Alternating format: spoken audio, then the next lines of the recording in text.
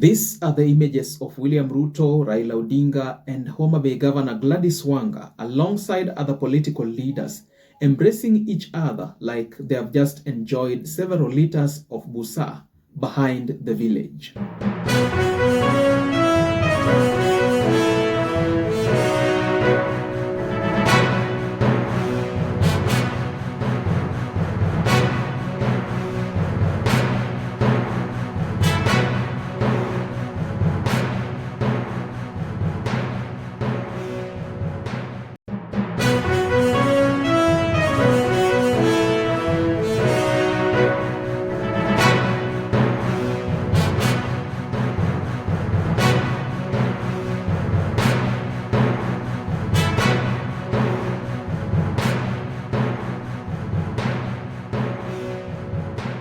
Shock on Kalonzo Musyoka, who apparently think that defeating William Ruto in 2027 will be easy now that Mount Kenya has now disowned the president.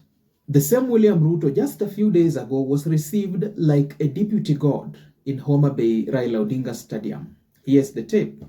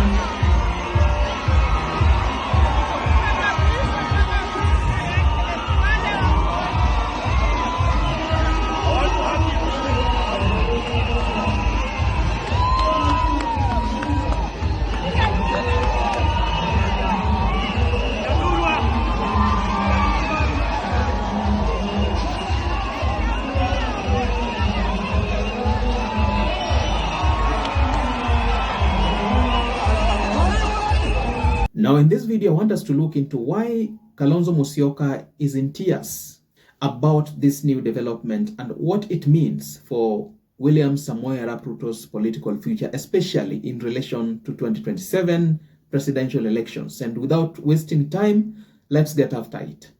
First things first, forget this thing called the so-called Genoa Cup that was organized by Homabay Governor Gladys Wanga that was to culminate the end of the year 2024.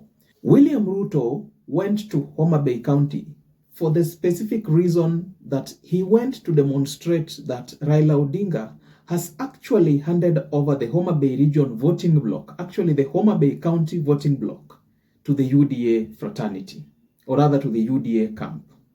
In short, William Ruto went to Homabay County to stamp his authority as the new kingpin of that region, now that he had successfully supported Raila Odinga in his race for the African Union chairmanship seat.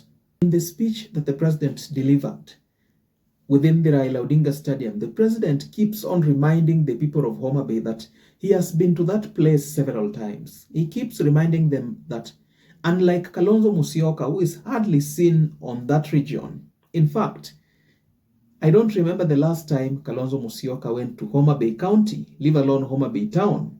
So William Ruto is essentially saying that mimi sio kama Kalonzo Musyoka, I'm not like him, because remember, I have been coming to this place several times. I love you guys.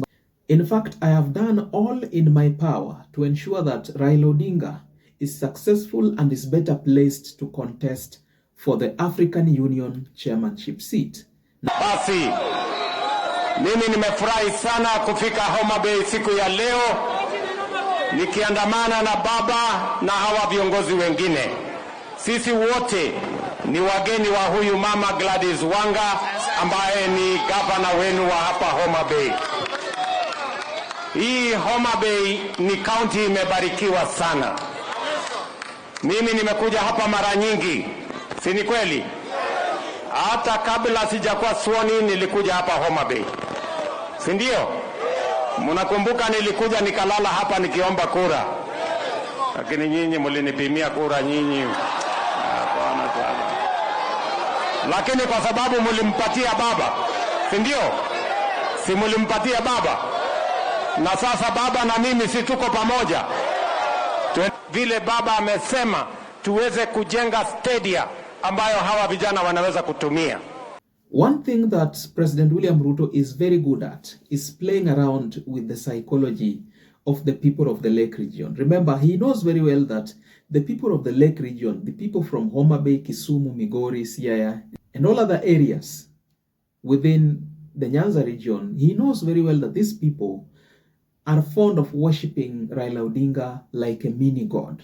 He knows very well that if he stands before the people and delivers a speech without mentioning the name of Raila Odinga, things cannot go as planned. Na wauliza watu wa Homabay, ile kuunganisha Kenya ambayo tumefanya mimi na baba na sasa Uhuru Kenyatta ameungana pamoja na sisi, mnakubali tuendelee ama tusiendelee? Tuunganishe Kenya iwe moja. Hebu nione wala anasema tuunganishe Kenya iwe moja. Sasa niwauliza watu wa Homabay, si mnajua 2025? Mnajua ile mwaka ni 2025? 2025 ni ile mwaka. Ile mwaka baba atakuwa chairman wa Africa Union Commission. Nyinyi mko tayari kwa hiyo kazi ama mko tayari? Mnamuombea Mheshimiwa Raila Odinga awe chairman wetu wa Africa Union na atusaidie kuunganisha bara la Afrika vile ametusaidia kuunganisha Kenya. Pia tunamtakia heri aunganishe bara letu la Afrika ndio biashara iendelee.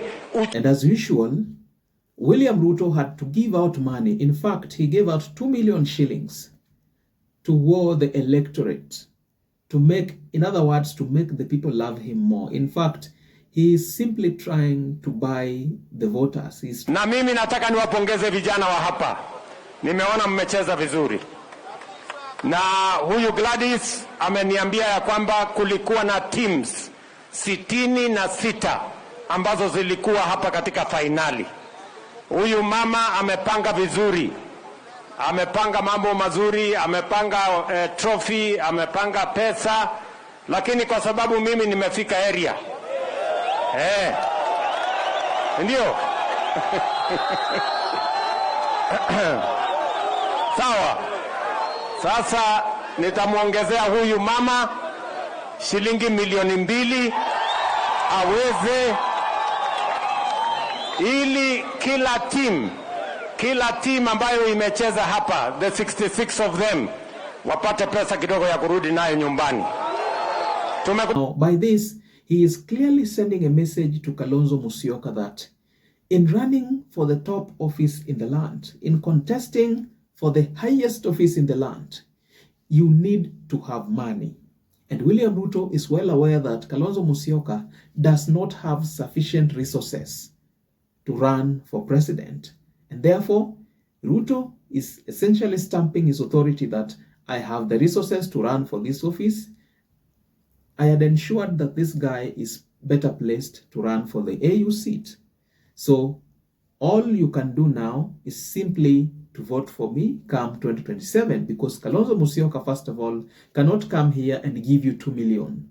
Kalonzo Musyoka does not have the 2 million to come here and give you for the development of talents, or rather for the development of the stadium.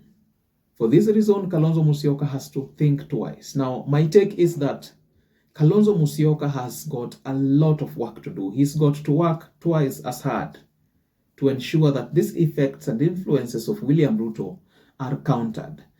Kalonzo Musyoka has to plan on how he will storm the Nyanza region, the Rift Valley region, and other key regions that are rich in electoral votes.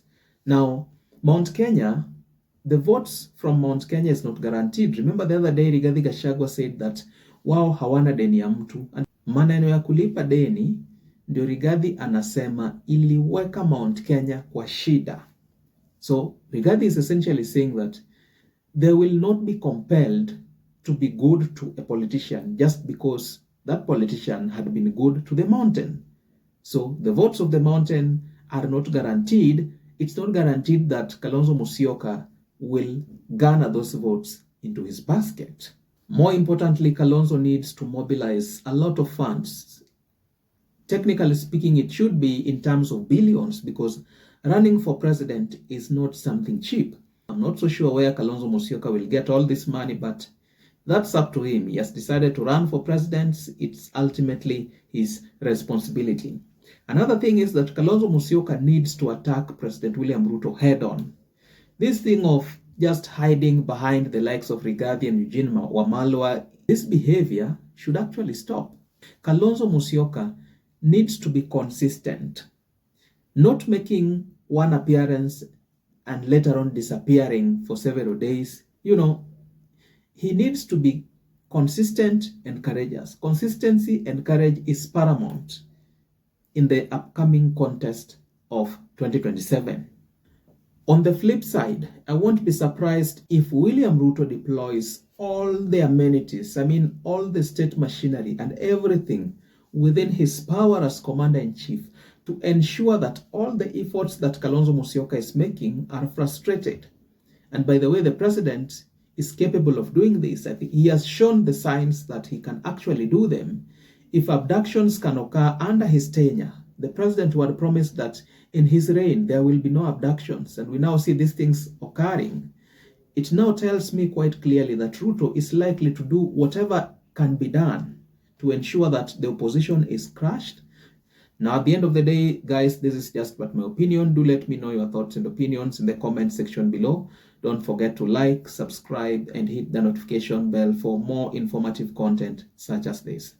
In the event you're watching for the first time, please just check over my channel and I guarantee you will be treated to a ton of content of this nature. You'll be treated to a lot of recent political, policy, and governance content in Kenya. If you like my content, please reach out to me at personal level through the links that are available at the description of my YouTube channel.